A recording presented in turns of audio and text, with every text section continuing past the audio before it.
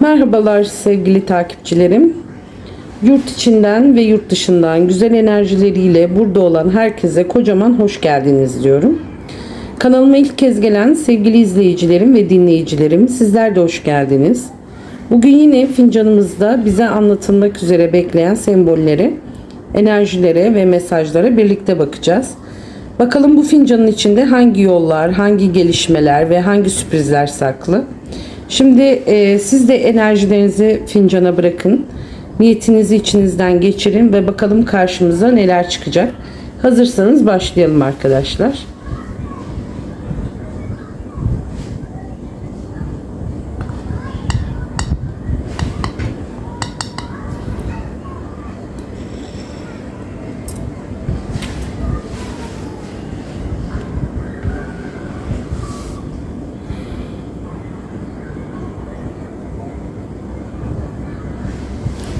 Şimdi burada şöyle bir göz gezdireceğim ilk önce.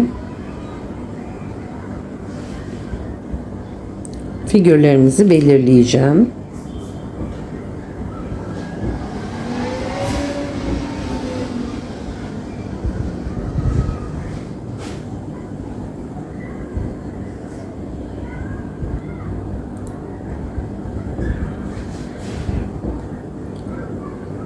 Ve şimdi fincanın dip kısmıyla da başlayalım. Şimdi öncelikli olarak fincanımızın dip kısmında bir balık, bembeyaz bir balık. Bakın şurada kuyruğu da var.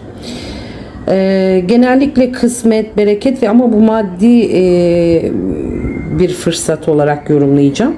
Büyük bir balık çünkü. Hatta üzerinde sanki böyle de bir rakamı belirmiş. Bakın şurada bir rakamı.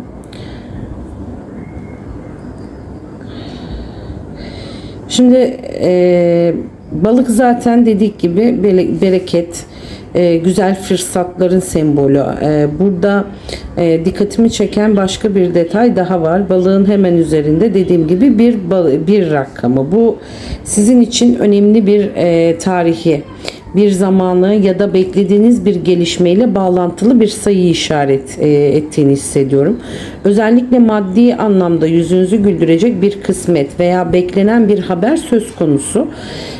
Dip kısmında çıkmış olması bunun henüz tamamen ortaya çıkmamış fakat zamanı geldiğinde açığa çıkacak bir kısmet olduğunu gösteriyor arkadaşlar.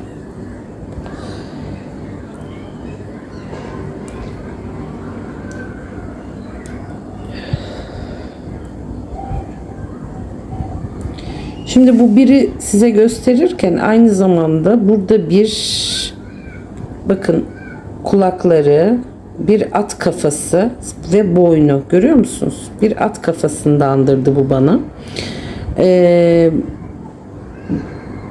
Falda hız, güç, hareket ve güzel bir haberin yaklaşmasını sanki anlattı. Bir süredir beklenen bir konu artık harekete geçecek gibi. Özellikle bir yol, bir görüşme ya da hızlı gelişecek bir haber gündeme gelebilir. Balığın hemen ardından şimdi atın çıkması, yani balığın at gibi görünmesi burada. Bu önce bir kısmet, ardından da bu kısmetle ilgili hareketlilik geliyor arkadaşlar.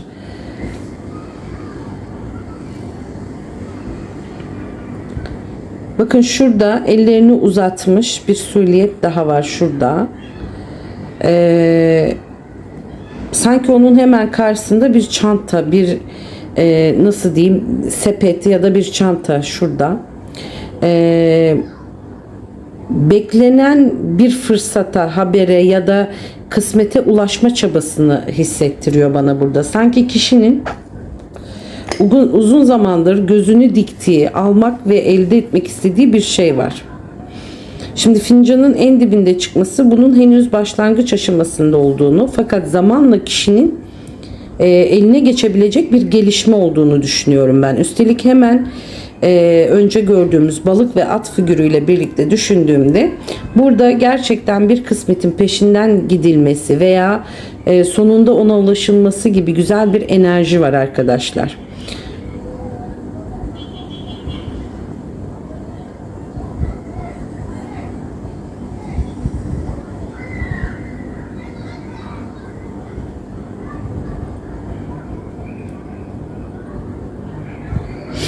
Şimdi burada aynı zamanda 4 nala koşan bir at figürü görüyorum ben. Sanki şimdi bağlayarak şöyle anlatayım size. Burada da koşan bir at var. Üzerinde bir kişi belirmiş. Bakın sanki bir at bir yerden başka bir yere doğru atlıyor. Adeta bir engeli aşarak ilerliyor.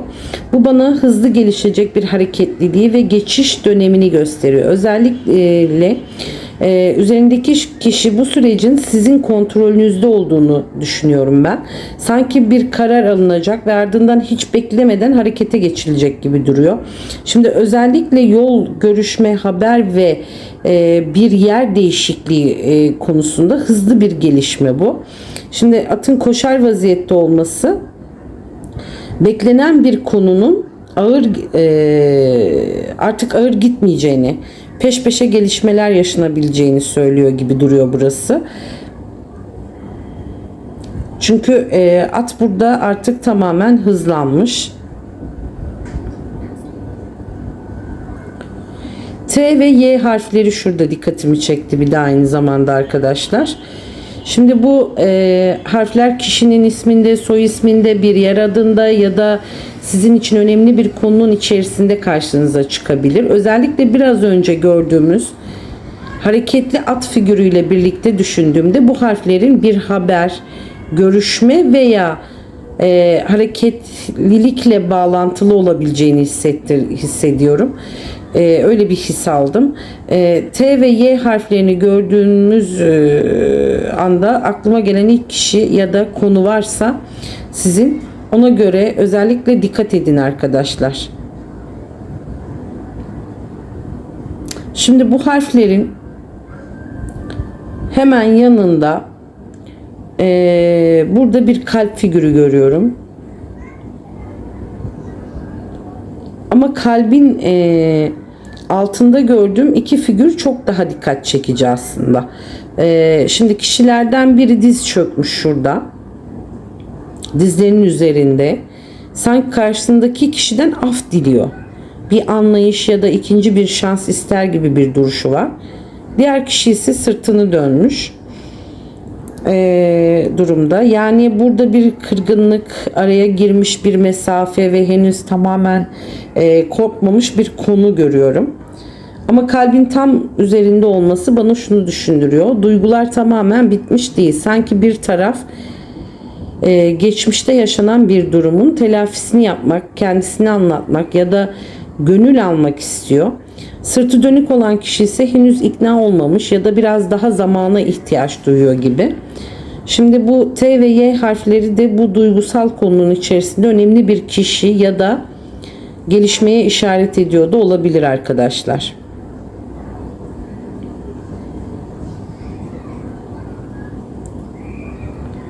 Şimdi bakın burada bir kolye benim dikkatimi çekti. Bakın şurada ucunda da bir madalyon var. Sanki böyle madalyon bana değer verilen bir bağı, saklanan bir hatırayı ve geçmişten gelen önemli bir anıyı çağrıştırdı. Sanki bu bir kişinin kalbinde taşıdığı, kolay kolay unutamadığı bir konu var. Özellikle hemen önce gördüğüm kalp ve iki kişiyle birlikte düşündüğümde burada duygusal anlamı güçlü bir bağım veya geçmişten kalan bir konunun yeniden gündeme gelmesi söz konusu olabilir. Şimdi madalyonun kendisi de bu konu hala değerli der gibi duruyor sanki arkadaşlar.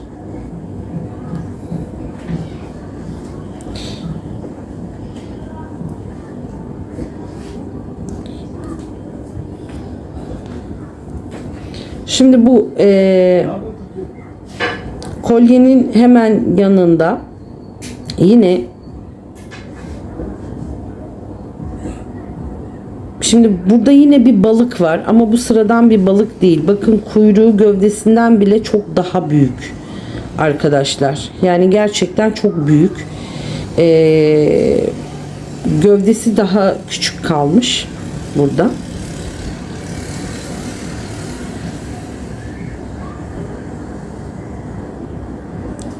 Bakın şuradan gövdesi küçücük ama kuyruğu çok büyük arkadaşlar.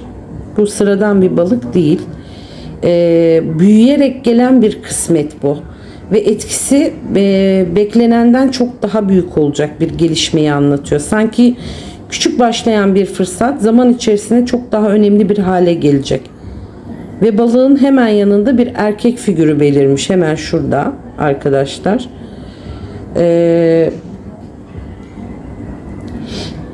Bu kısmetin yani ya da gelişmenin bir erkek aracılığıyla gelmesi mümkün. Bir erkekten gelecek haber, teklif, destek veya bir görüşme gündeme gelebilir. Şimdi kolyedeki madalyon, kalp ve şimdi de büyük kuyruklu balıkla birlikte düşündüğümde duygusal değeri olan bir konunun aynı zamanda güzel bir kısmetle birleşmesi gibi bir enerji var burada.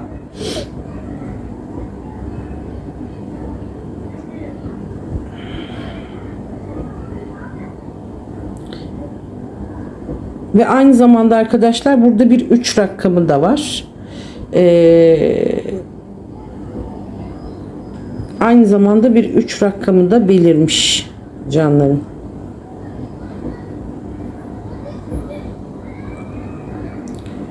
Üç gün, 3 hafta, 3 ay demeyelim. Bakın şurada görüyor musunuz? Bir 3 rakamı var.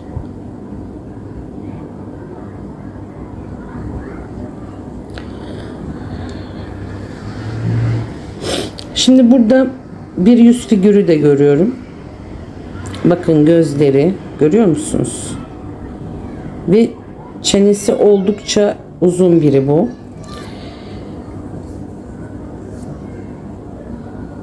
Aşağı doğru uzayan bir surat bu. Bu tarz bir yüz figürü bana dikkat, gözlem ve çevreden gelecek bir bakış açısını çağrıştırdı. Sanki sizi uzaktan takip eden, gelişmeleri gözlemleyen ya da sizinle ilgili bir konuda düşüncelerini netleştirmeye çalışan bir kişi var. Özellikle gözlerin bu kadar belirgin olması, bir şeyler gözden kaçmıyor mesajını veriyor gibi. Yani yakın zamanda bir konuda daha dikkatli olmanız, çevrenizde olup bitenleri iyi gözlemlemeniz gerekebilir arkadaşlar. Ve şuradan bir yol gidiyor bakın. Şuradan bir yol çıkmış ve buradan yukarı doğru ve açık bu yol. Aydınlık, açık bir yol bu. Hiçbir engel yok. Gayet ferah, temiz bir şekilde önünüzde uzanıyor.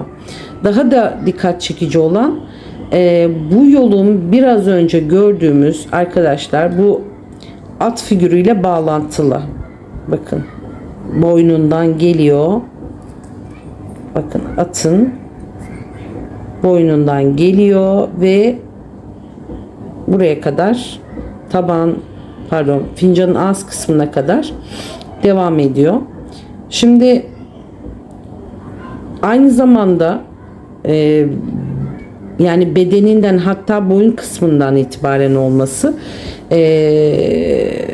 bu açık yolun birleşmesi bana hızlanan bir süreci ve önünüzün açılmasını gösteriyor. Sanki bir süredir bekleyen bir konu artık hareket kazanacak ve önünüzde daha rahat ilerleyeceğiniz bir dönem başlayacak.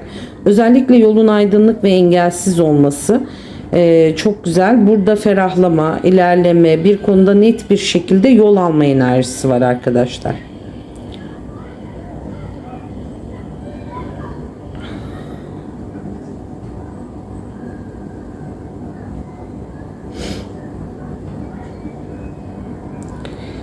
Şimdi burada iki kişi görüyorum ben. Sanki bir daralmış, sıkışmış bir geçiş noktasını iki taraftan çekerek açmaya çalışıyorlar. Yani önlerindeki yolu genişletmek, bir engeli ortadan kaldırmak ister gibiler. Ama bu iki kişinin hemen arkasında çok daha büyük bir kısmet var arkadaşlar burada. Sanki açmaya çalıştıkları o dar yolun ardında onları bekleyen çok daha güzel ve büyük bir fırsat var. Üzerlerinde de tek bir bulut var. Ama bu bulutun etrafı aydınlık. Bakın şurada tek bir bulut bu. Yani karanlık, ağır bir görüntüsü yok. Bu yüzden de ben bunu geçici bir belirsizlik veya kafayı meşgul eden küçük bir mesele olarak yorumlayacağım. Yani şu anda biraz sıkışıklık yaşansa bile arkasından enerji oldukça ferah. Şimdi özellikle iki kişinin birlikte bu yolu açmaya çalışması bana işbirliğini, destek almayı ve bir engelin birlikte aşılmasını gösteriyor. Ve en önemlisi, bu çabanın arkasında çok daha büyük bir kısmet var. Yani sabırla açılan bir kapının ardından güzel bir fırsat bekliyor gibi arkadaşlar. Şimdi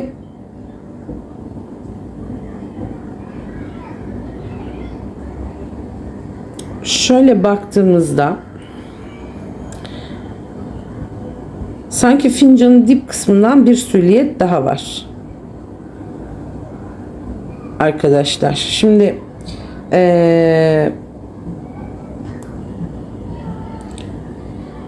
burada küçük bir kız çocuğu da andıran bir figür var ve elinden bir ip uzanıyor. İpin tam ortasında çok belirgin bir düğüm var. Bu düğüm bana çözülmesi gereken bir konuyu, araya giren bir karışıklığa veya bir sürecin henüz tamamlanmamış olmasına işaret ediyor gibi. Fakat ipin ucunun bu küçük figüre ulaşması önemli. Sanki geçmişten gelen ya da daha hassas ve dikkat edilmesi gereken bir konuyla bağlantılı bir mesele var burada.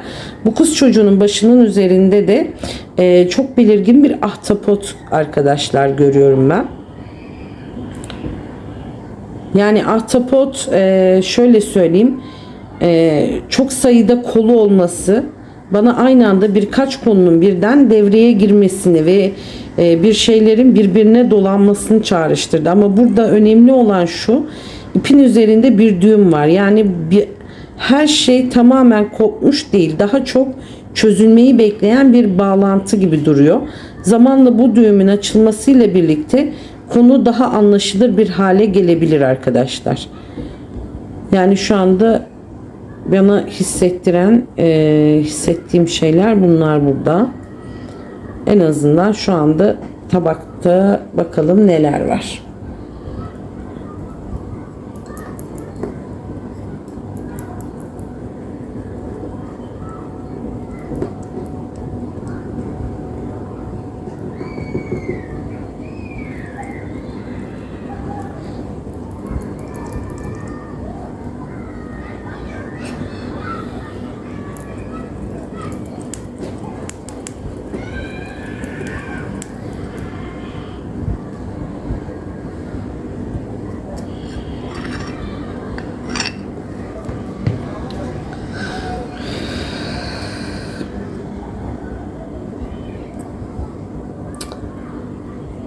Tabakta iki tane hemen hemen aynı figür var arkadaşlar, görüyorsunuz. İki tane süliyet, bir tanesi göbekli biri, bir tanesi ince uzun biri. Ama bunların ellerinde iki tane büyük kısmet var. Havaya kaldırmışlar, bakın, iki kişi. Havaya kaldırmışlar. Bu ellerindekini yorumlamak istiyorum arkadaşlar. Sanki bir çocuğu da andırıyor bana. Şimdi bu bana şöyle iki ayrı kişinin aynı konu üzerinde birlikte hareket etmesini veya ortak bir amaç için çaba gösterdiğini düşündürdü. Elindeki şeyleri kaldırmaları da sanki bir yükü, bir sorumluluğu ya da ortaya çıkarmaya çalıştıkları bir konuyu temsil ediyor. İki figürün arka arkaya olması bu iki kişinin aynı anda değil, peş peşe gelecek iki gelişmeyle bağlantılı olabileceğini de düşündürdü bana. Birinin başlattığı bir şeyi diğerinin devam etmesi gibi bir enerji var burada arkadaşlar. Çok net bir enerji bu.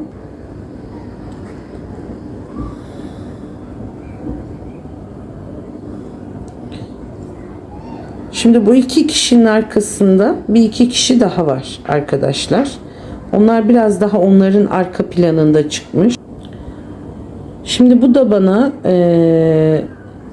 asıl olayın içinde doğrudan yer almayan fakat arkadan süreci etkileyen, destek veren ya da gelişmeleri takip eden iki kişi düşündürüyor. İki kişiyi, yani burada sadece iki kişiyle sınırlı kalmayan ama daha geniş bir çerçevenin dahil olduğu bir konu var gibi. Özellikle figürlerin arka planda kalması iki kişinin şu anda kendilerini çok fazla belli etmediklerini fakat ilerleyen süreçte bir haber, destek veya görüşmelerle birlikte yeniden ortaya çıkabileceklerini gösteriyor. Sanki böyle bir his aldım arkadaşlar burada. Şimdi buraya geldiğimde bakın burada bir kaplumbağa görüyorum ben. Fincanın hanenin dışında bu kaplumbağa arkadaşlar. Şimdi kaplumbağa falda sabır, yavaş ama sağlam ilerleyen bir süreci ve kalıcı bir sonucu çağrıştırıyor. Evet arkadaşlar, biraz bekliyoruz. Şimdi evet, ezan bitti. Şimdi yani burada hemen olup bitecek bir gelişmeden ziyade biraz zaman isteyen ama adım adım ilerleyen bir konu var gibi arkadaşlar. Özellikle fincanınızda gördüğümüz açık yolla ve kısmetlerle birlikte düşündüğümde gecikmiş olsa bile sonunda güzel bir şekilde sonuçlanacak bir mesele var arkadaşlar. Şimdi kaplumbağa bize adeta acele etme, süreç kendi zamanında ilerliyor der gibi çıkmış burada. Şimdi biraz daha üste geldiğimde sanki burada sanki şurada bakın çok ilginç bir görüntü var. Sanki bu sülliyetin suya yansıması gibi çıkmış. Sanki suya düşmüş yansıması. Ellerini yukarıya doğru kaldırmış. Karşısındaki birinin uzattığı, sunduğu bir şeyi almak üzere hazırlanıyor. Bu bana bir teklif, bir fırsat ya da gelecek bir haberin kabul edilmesini çağrıştırdı. Şimdi kişinin ellerini açık bir şekilde yukarı kaldırması gelen bir şeyi geri çevirmekten ziyade onu almaya ve değerlendirmeye hazır olduğunu düşündürdü. Burada güzel bir alma ve kabul etme enerjisi var. Sanki bir süredir beklenen bir şey sonunda kişiye doğru uzatılıyor ve o kişi de artık bunu karşılamaya hazırlanıyor arkadaşlar.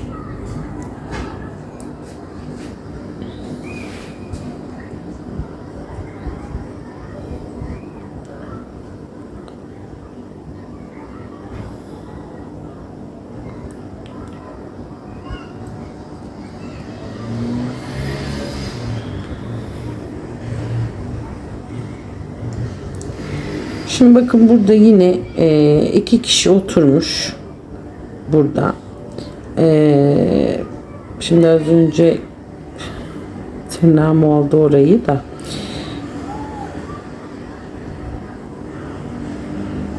Burada el eleler, yani el ele oturmuş bir kişi bu. İki kişi karşılıklı oturuyorlar. El ele oturuyor olmaları bana güzel, etrafı aydınlık çünkü.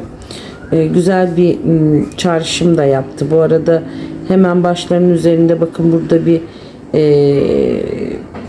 balon sanki bu arkadaşlar. Bir balon, havalanmış bir balon bu.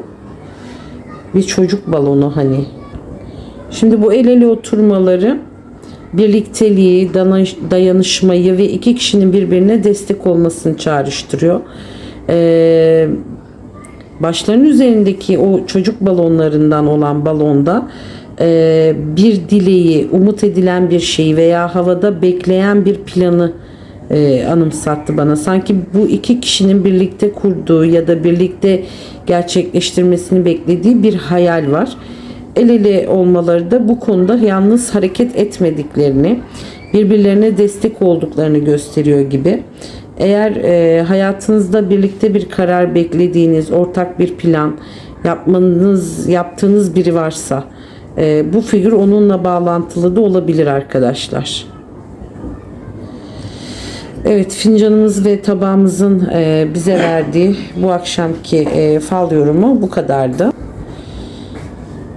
Evet, Türkiye'den ve yurt dışından beni dinleyen, izleyen, kanalıma yeni gelen ve uzun zamandır burada olan herkese çok teşekkür ediyorum. Eğer yorumda kendinizden bir şeyler bulduysanız, gönlünüzden geçen güzel dileklerin gerçekleşmesini diliyorum. Bir sonraki falımızda yeniden buluşmak üzere. Kendinize çok iyi bakın. Güzel enerjileriniz hiç eksilmesin arkadaşlar. Hoşça kalın, sevgiyle kalın diyorum.